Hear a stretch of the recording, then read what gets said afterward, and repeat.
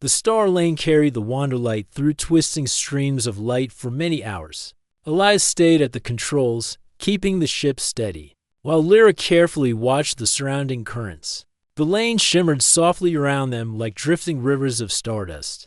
"It feels like we're moving inside a dream," Elias said quietly. Lyra nodded. "Star lanes are ancient. Some say they were made by a lost civilization. Some say they formed naturally. No one knows. But they are fast and dangerous." Elias looked at her. "Thank you for guiding us. I'd never have survived this alone." Lyra lowered her eyes. "I am the one who caused the danger. It is only right that I help you escape it." Elias shook his head gently. "Lyra, danger isn't your fault. You didn't choose to be the prize in that bet. None of this is your doing." Lyra paused. Her fingers tightened slightly on the console. She had never heard someone speak about her with such simple kindness. She always believed she needed to be useful to earn safety. Elias treated her differently, like a person, not a responsibility. Before she could respond, the ship's dashboard beeped. "We are approaching the end of the lane," Lyra said, returning her focus to the map. "The exit opens near a moon. A silent station is there. We can hide and repair systems." "Silent station?" Elias asked. "What does that mean?" "It means abandoned," Lyra answered. "No lights, no people, but still working." Elias exhaled. "All right. Sounds better than being caught by Chevron." The star lane shifted into a narrow funnel. The light ahead brightened. A moment later, they burst out into open space. Before them floated a large moon with a cracked surface. Its white-gray color was lit by a nearby star. Round the moon, rings of dust circled slowly like soft glowing ribbons. "There," Lyra said, pointing to a small blinking dot on the moon's dark side. "The silent station." Elias adjusted the ship's course toward it dot as they flew closer. The station grew larger. An old, circular building pressed against the moon's rocky surface. Most of its lights were dead, but one side still had faint blue glows. "It looks empty," Elias said. "That is why it is safe," Lyra replied. "Chevron will not expect us to stop here." Elias carefully guided the Wanderlight into one of the moon station's docking arms. The metal doors opened slowly, creaking as if they had not moved in years. When the ship finally touched down, the engines hummed softly and powered down. Lyra unstrapped her belt. "We must hurry. The station's main gate is below. Once activated, it will send us straight to the outer gate academies." Elias blinked. "Wait, there's a gate here?" "Yes," Lyra said. "One of the oldest. It is hidden, but it still works. I can activate it, but I will need time. The codes are old and must be entered by hand." Elias stood up. "All right, let's move." The station's interior was cold and silent. Their footsteps echoed through the empty corridors.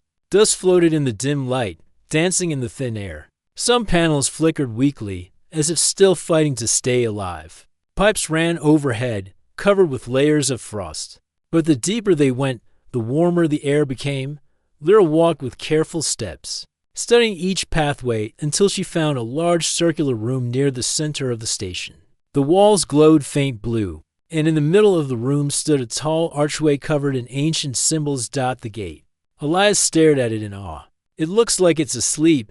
"It is," Lyra said gently, "but it remembers how to wake." She approached the side console, a control panel with small glowing lights. She placed her hand on it, and the symbols shifted under her touch. Elias watched quietly as she began entering complex commands. Her fingers moved quickly, gracefully, as if she had practiced these patterns all her life. "You really know what you're doing," he said.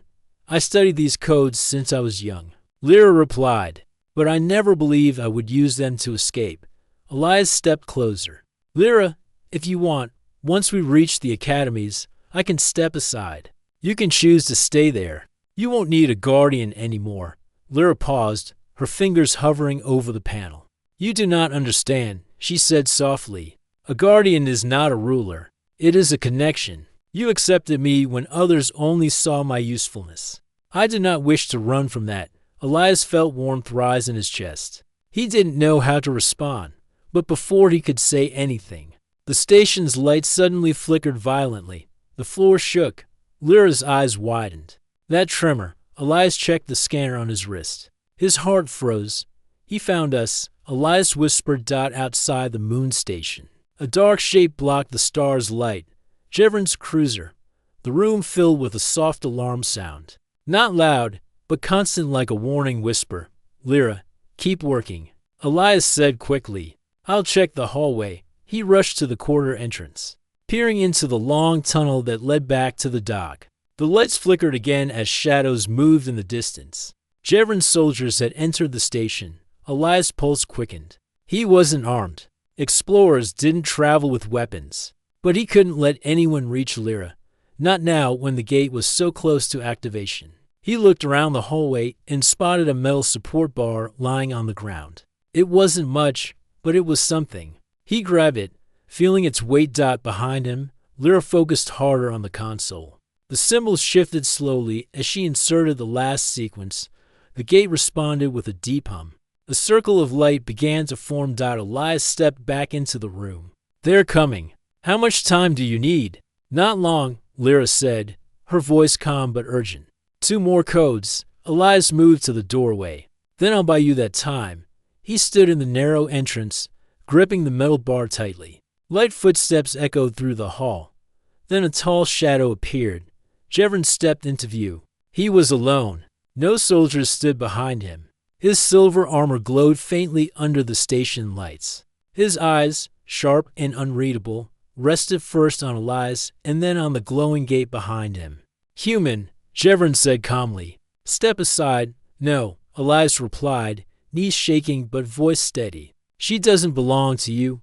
Jevron walked forward slowly, his boots echoing softly. This is not about belonging. This is about honor. She is from my house. She is my responsibility. She doesn't want that, Elias said firmly. Jevron stopped only a few steps away. The air between them felt heavy. You think you can protect her from the galaxy? Jevron asked. You think your courage is enough? Elias tightened his hold on the bar. I don't know, but I won't stop trying.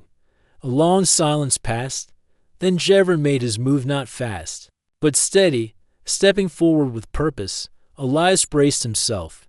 But before a clash could happen, the gate behind them pulsed loudly.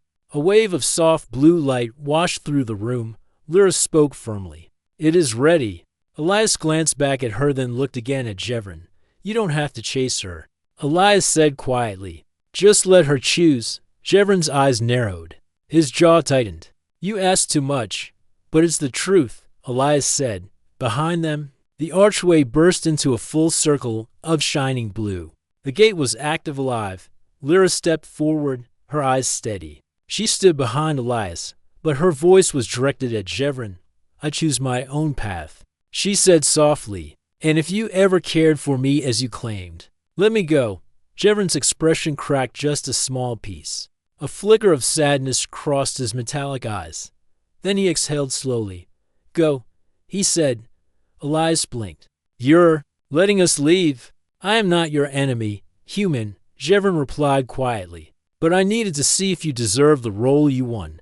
Lyra lowered her head respectfully. Thank you, Commander. Jevron turned away. The gate will close in moments. Go before I change my mind. Elias took Lyra's hand without hesitation. They stepped into the glowing blue light. The world dissolved around them in a soft rush of warmth and brightness, and as they vanished into the gate, Jevron watched quietly, not with anger, but with a difficult acceptance. The moon station fell silent once more. Elias and Lyra were gone. Their next destination, the Outer Gate Academies, were new choices, new dangers, and new truths waited for them. The lower docks of the Caratharina were quiet compared to the glowing halls above. Only a few workers moved around, guiding cargo lifts or repairing small shuttle pods. The soft hum of engines filled the air along with the sharp smell of fuel. The lighting was dim, but every path glowed with faint blue lines showing where ships were parked. Elias and Lyra hurried through the shadows, hoping they had lost Jevron for the moment. Lyra walked with fast, light steps, her eyes alert, scanning every corner. Elias stayed behind her, watching the path and trying to keep his breathing steady. His heart was beating faster than usual, but he didn't complain. He had won a game he never expected to win. Now he had to protect someone he barely knew from someone far more powerful than he was. Lyra finally stopped beside a small ship tucked into the corner of the dock. It was Elias' Explorer vessel, the Wanderlight. The ship was old but well kept. Its silver hull had a few scratches, but its smooth curves showed it was built for long travel. Not combat. This is your ship? Lyra asked. Yeah, Elias replied, stepping beside her. She's simple, but she'll fly. Lyra touched the side of the ship gently, as if listening. Human ships feel warm, she said softly. Alive, almost. Elias smiled. Maybe because we depend on them so much, they become part of us. She turned to him, studying his face with calm curiosity. You speak as if your ship is your friend. In a strange way, Elias said. She is. Lyra didn't respond. Instead, she gestured for him to open the ship. Elias tapped his wrist device, and the Wanderlight's door slid open with a quiet hiss. They entered the small cabin. Lights flickered on one by one, revealing a narrow hallway, a compact cockpit, and a few storage compartments. Lyra sat in the co-pilot's chair, running her fingers across the glowing buttons. Elias slid into the pilot's seat beside her. Strap in, he said. Lyra obeyed quietly, fastening the belt across her chest. She looked out the front window as the dock lights glowed softly against the ship. Elias took a slow breath, placed his hands on the controls, and activated the engine. The ship hummed to life.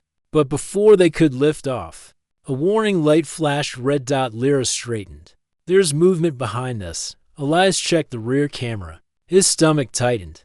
A group of figures had entered the dock. Chevron soldiers. Hold on, Elias whispered. Lyra grabbed the seat arms. The Wanderlight rose slowly, hovering above the dock floor. The soldiers ran forward, shouting warnings. Elias ignored them and pushed the throttle forward. The ship shot upward. Suddenly the dock's energy barriers glowed bright as the Wanderlight blasted through them. The ship shook violently, but the hull held strong. As soon as they cleared the barrier, they entered open city air. Lyra's breath caught. She had never left the Kareth capital like this, rushing into the sky with someone who had no ties to her world, but the chase had already begun. The Kareth capital glowed beneath them like a crown of starlight.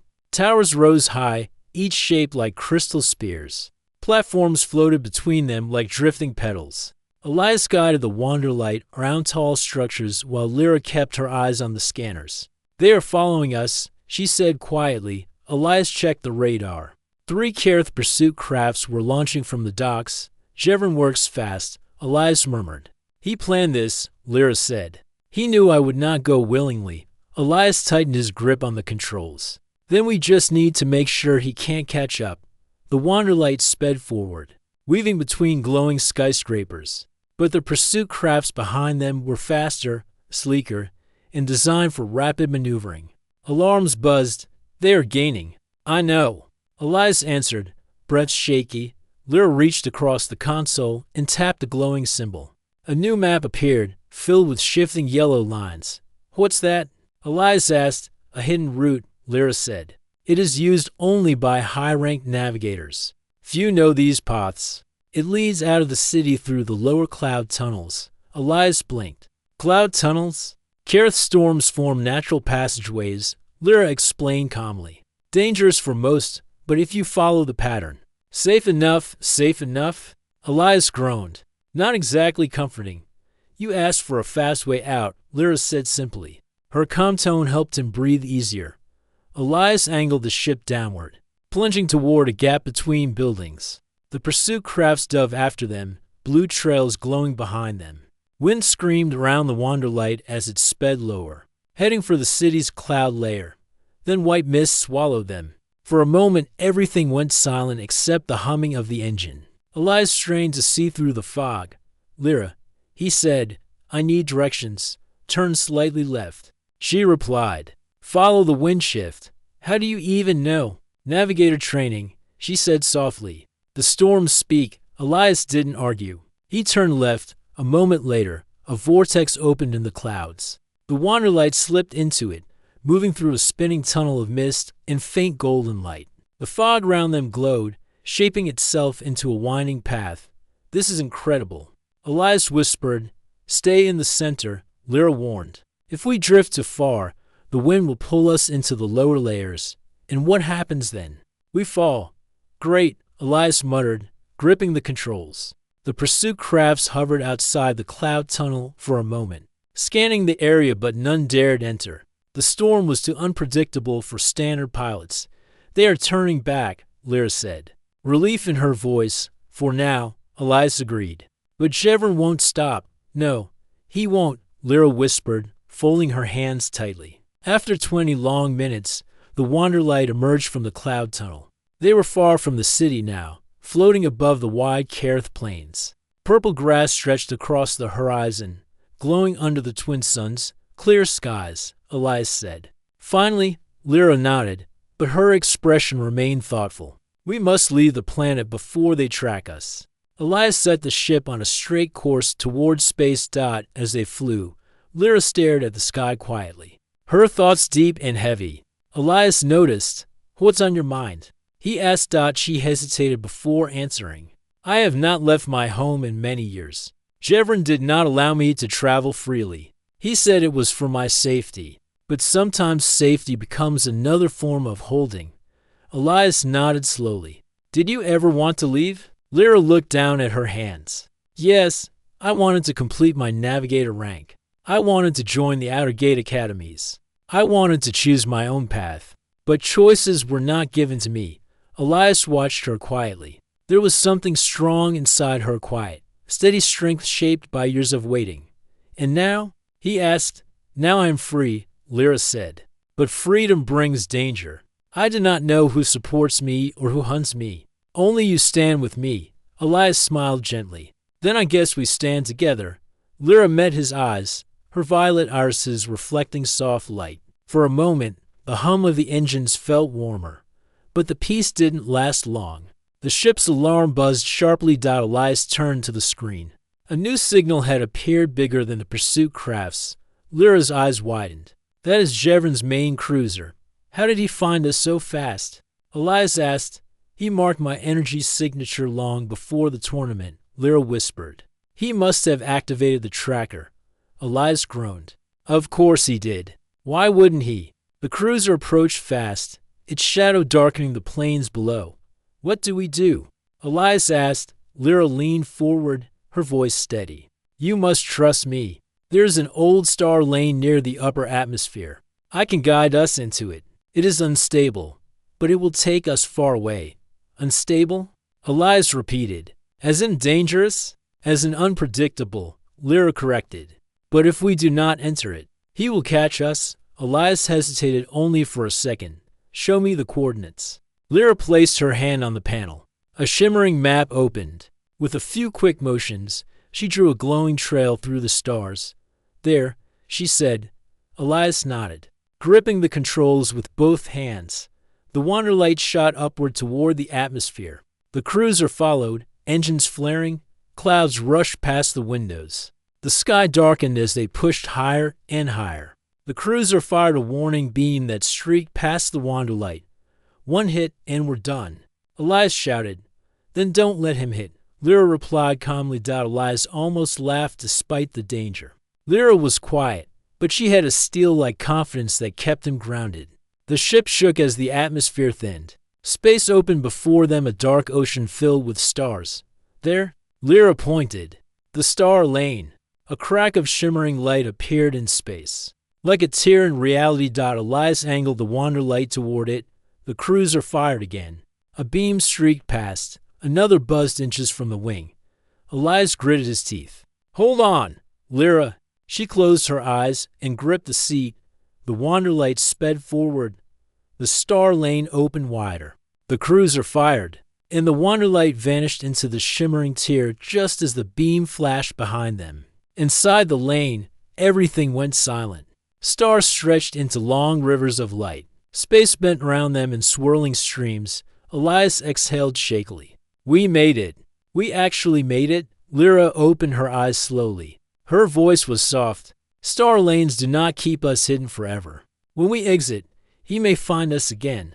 Elias looked at her with calm determination. Then we'll be ready. Wherever we end up, We face it together. Lyra nodded, a small, grateful smile forming, for the first time in her life. She was not running alone. She was running with a human who refused to give up. And somewhere behind them, crossing distant space, Commander Jevrin began his pursuit once more. The chase was far from over. The arena had grown silent after Elias won, but the silence did not feel peaceful. It felt tight, heavy, and filled with unspoken tension. Thousands of eyes were still locked on the young human who had done the impossible. Some looked impressed. Some looked irritated. Others watched with curiosity, eager to see what would happen next. Elias stood confused in the center of the glowing stage, trying to understand the situation. This was not what he expected when he entered the tournament. He thought it was just a friendly competition, something fun, something cultural. But now, the weight of his victory settled on him like a stone. Lyra stood only a few steps away. She was calm on the outside, but inside, her heart beat faster than she liked. She kept her hands folded in front of her as the announcer repeated the words. The wager of honor passes to the human. Elias Grant. Lyra felt hundreds of noble stares pressing against her. She had grown used to being watched, evaluated, and judged, but this moment was different. This was the first time she had been given to someone who had not trained under Kareth tradition. A human, someone who did not know the rules, had won her guardianship. Elias looked at Lyra with uncertainty. She met his eyes again, realizing he meant no harm. She spoke softly, careful to keep her voice steady. You should come with me, she said. There is much you don't know. The announcer signaled them to leave the stage. The Kareth guards escorted Elias and Lyra through a long crystal hallway behind the arena. The crowd slowly started to talk again, whispering about the strange turn of events. When they reached a quiet chamber with silver walls and soft lights, the guards stepped aside and left them alone. Elias turned to Lyra, rubbing the back of his neck nervously. Okay, I'm listening. What exactly did I win? Lyra breathed in slowly, trying to find a simple way to explain something extremely complicated. In our culture, she began, a wager of honor is not ownership.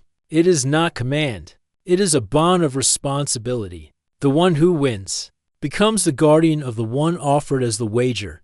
Guardian? Elias repeated, surprised. Like a protector. Yes, Lyra said with a gentle nod. You must make sure I am safe, treated fairly, and allowed to grow. It is a respected duty among my people. The guardian cannot force the one under their care to do anything against their will. Elias blinked. So you're not my servant? No, Lyra said quickly, shaking her head. That is not our custom. Elias let out a breath of relief. Good, because I would never want that. Lyra studied him quietly. Humans were known to be unpredictable, emotional, and sometimes chaotic. But this human's reaction was something she had not expected, a simple mix of confusion and kindness. He seemed more concerned about her comfort than his own victory. What does this mean for you? Elias asked. Lyra thought for a moment before answering. It means I must stay under your protection until I earn the rank of Navigator first. Then the bond ends. Navigator first?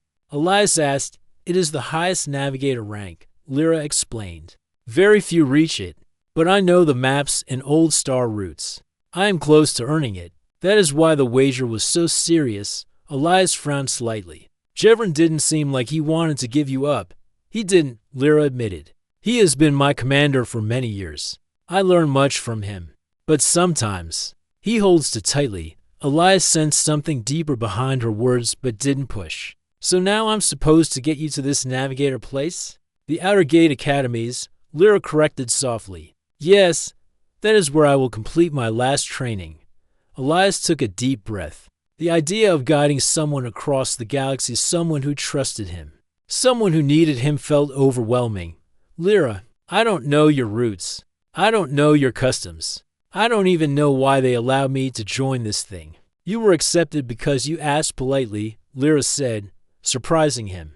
The Kareth value respect. Elias gave a tired laugh. Well, that's good news.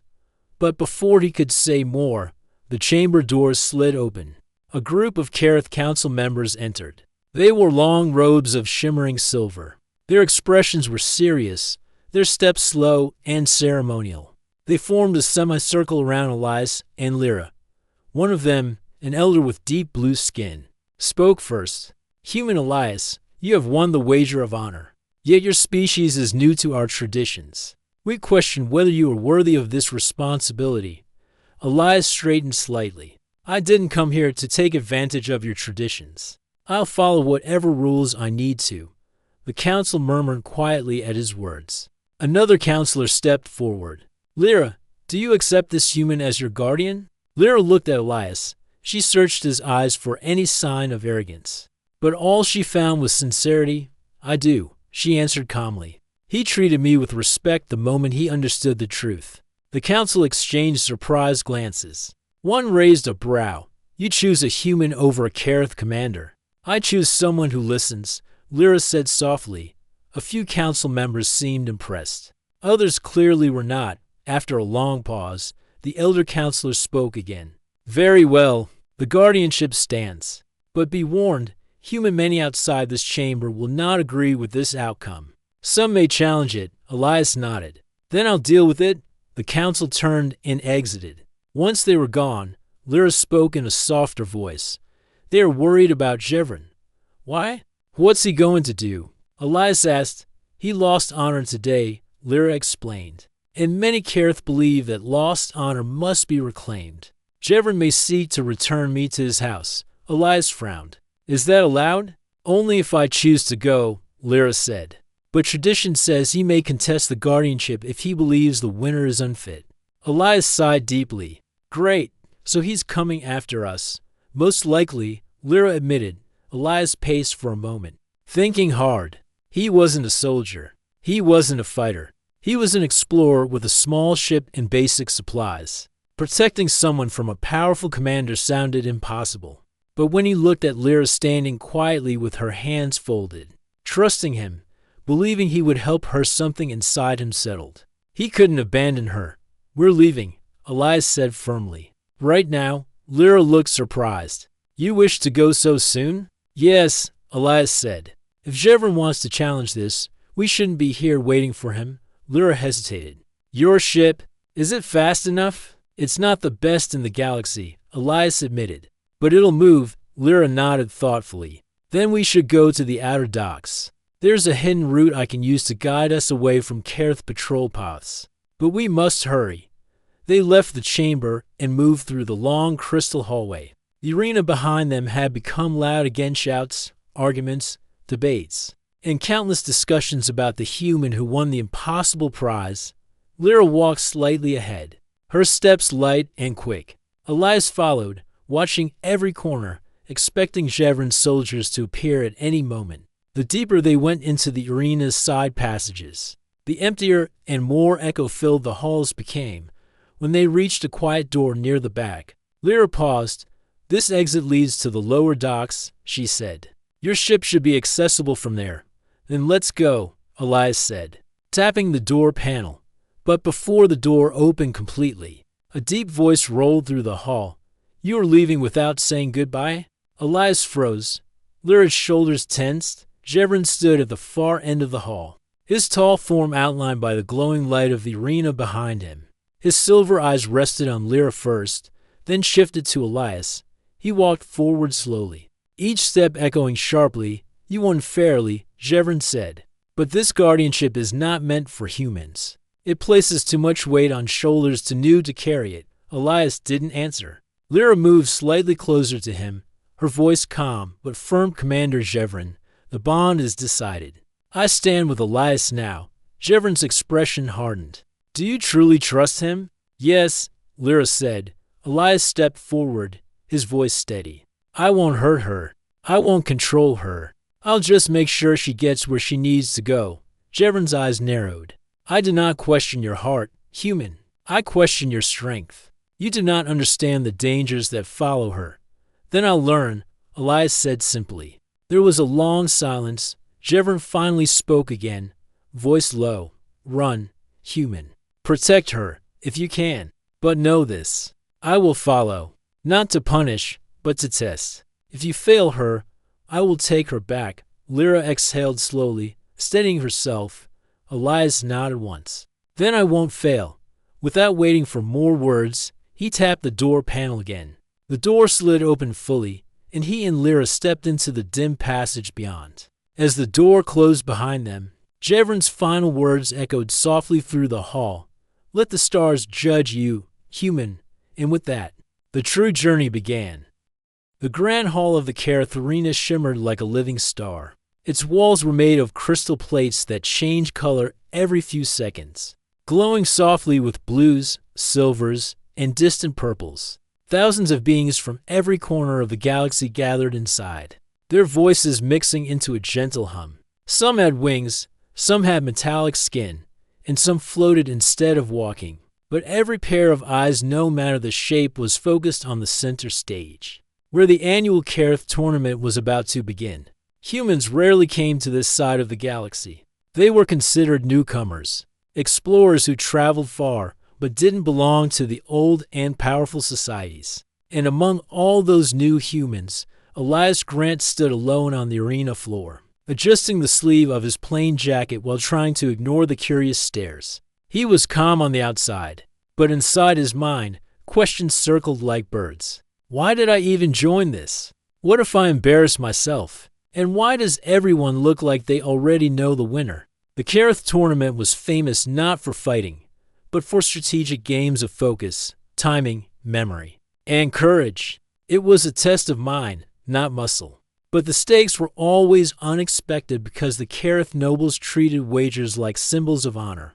Elias knew this much from the travel guide he read. What he did not know was what the Kareth nobles had wagered this year. Behind the main podium stood Commander Jevrin, the undefeated champion of the last 7 cycles. He towered above most others, with deep silver skin and eyes like polished metal. His armor looked ceremonial, lined with ribbons of glowing patterns. Just behind him stood a young alien woman, quiet, graceful, and steady. Her name was Lyra.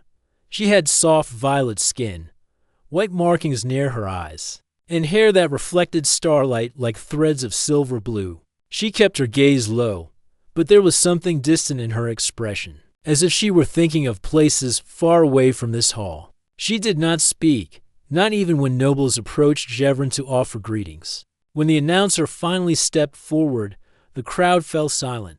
Welcome to the Kareth tournament. Today, as tradition demands, each champion places a wager of honor. Commander Jevrin presents his wager first. Everyone already expected a powerful object, a rare gem, a family crest, maybe even a star map fragment. Instead, Jevrin placed his hand lightly on Lyra's shoulder. Gasps echoed across the hall. This year, Jevrin said deeply, his voice echoing like thunder, I offer the honor of guardianship over Lyra of House Valir. The winner gains her service and her protection under our traditions. Lyra's expression did not change, but the faint rise of her shoulders showed tension. Elias noticed it instantly. Guardianship? Service? What does that even mean here? He wondered. Some species exchange symbolic guardianship to show trust or to pass a student to a mentor. Elias assumed it was something like that, a cultural ceremony. He had no idea how deep or serious this tradition really was, but the hall reacted strongly. Some whispered in approval, some frowned, some looked shocked. The meeting was clearly important. Now it was Elias' turn. And the challenger? The announcer asked. Elias scratched his head. He had not prepared a fancy wager. He did not own cultural treasures or cosmic weapons. All he had was a small silver pin from Earth, a navigation badge given by the United Terran Fleet for completing a long exploration route. He held it up. I brought this, he said. The hall became silent again, but not out of respect. Many didn't understand the item, and others seemed amused. Jevrin smirked slightly. A tiny badge? From a young world? He said softly, not cruelly, but with clear confidence. Elias breathed slowly. Well, too late to run now. The announcer accepted the wager anyway. It was allowed by the rules. And the games began. The first game was the trial of patterns, where glowing shapes floated in the air, forming sequences that changed faster each round. Competitors had to touch the correct order before it vanished. Jevrin moved with practiced skill, tapping each shape calmly. Elias stared for a moment, trying to understand the pattern. His memory was good, but this was faster than anything he had trained for. Still, he focused, repeating the shapes in his head like lyrics to a song. He tapped the correct sequence, the crowd murmured. A few even leaned closer. Round after round, Elias kept up. To his own surprise, he wasn't slowing down. He felt something familiar in the rhythm, similar to tracking star coordinates. During rough space travel, his human brain used to reading unpredictable charts and reacting to fast ship controls. Adapted naturally. By the end of the round, half the players were eliminated. Elias wasn't one of them. Jevrin noticed. The second game was the test of calm, where each participant had to hold a glass orb filled with shifting light. The orb responded to emotions. If a player got nervous, the light turned wild and the orb cracked. Elias sat on the quiet platform.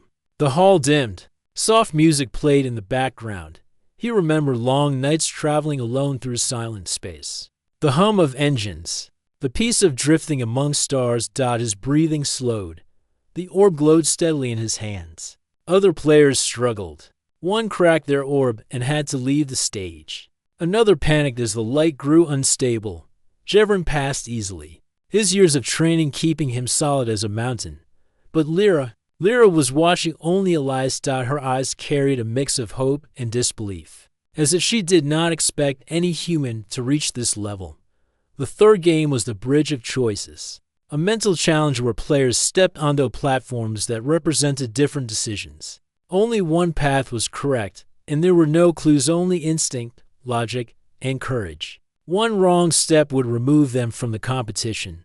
Jevrin stepped forward confidently. His movements showed experience. Elias stared at the platforms. They glowed in different colors and shapes, each humming with a type of energy. He noticed a pattern, subtle but present. The platforms that hummed slightly offbeat were safer. He stepped onto one. The crowd gasped. The platform held firm. He continued and continued. His movements were not as smooth as Jevrin's, but they were clever, observant, creative. That was the strength humans were known for, thinking in strange ways. By the end of the game, only two players remained, Elias and Jevrin. Lyra's hands tightened together in front of her. Her eyes followed Elias with growing intensity. The hall now buzzed with whispers. A human reached the final? How? This is impossible. Jevrin stepped closer to Elias when the announcer called for the final round. You have skill, he said calmly, but the last game will not be easy. Elias smiled lightly. Good, easy is boring. Lyra's eyes widened a little. No one spoke like that to Jevrin. The final game was the Table of Minds, a strategy test played on a glowing tile board. Each tile reacted to intention, forming shapes, shifting terrain, changing possibilities. It was not just about planning, but understanding the opponent's thoughts. Jevrin sat with composed confidence. Elias took his seat opposite him. They placed their hands on the edges of the board. Light spread between them. The tiles formed patterns, paths, and obstacles. The match began. Jevrin made his first move, strong, direct, dominant. His tiles pushed forward like a tide. Elias watched calmly. He moved differently, circling around, creating unexpected bridges. Jumping over zones Jevrin thought were blocked. The crowd leaned in.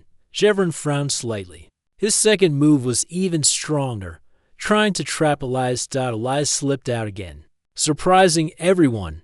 Lyra's breath caught. She lifted a hand to her mouth, as if afraid to react too loudly. Jevrin's third move was sharp and calculated. Elias responded with a gentle, slow move that seemed useless until the board shifted and revealed that Elias had opened a hidden path Jevrin overlooked. Gasps erupted. Jevrin's eyes narrowed. For the first time in years, he was unsure. The final two moves came fast. Jevrin pushed hard. Elias countered with a sudden angle no one expected. Silence fell. The tiles glowed gold around Elias' side. He had won. A human had defeated the champion. The hall froze in disbelief. Even the air felt still. Jevrin stood slowly, expression unreadable. He nodded once, acknowledging the defeat. Then the announcer spoke. By the laws of the Kareth tournament, the wager of honor passes to the human, Elias Grant.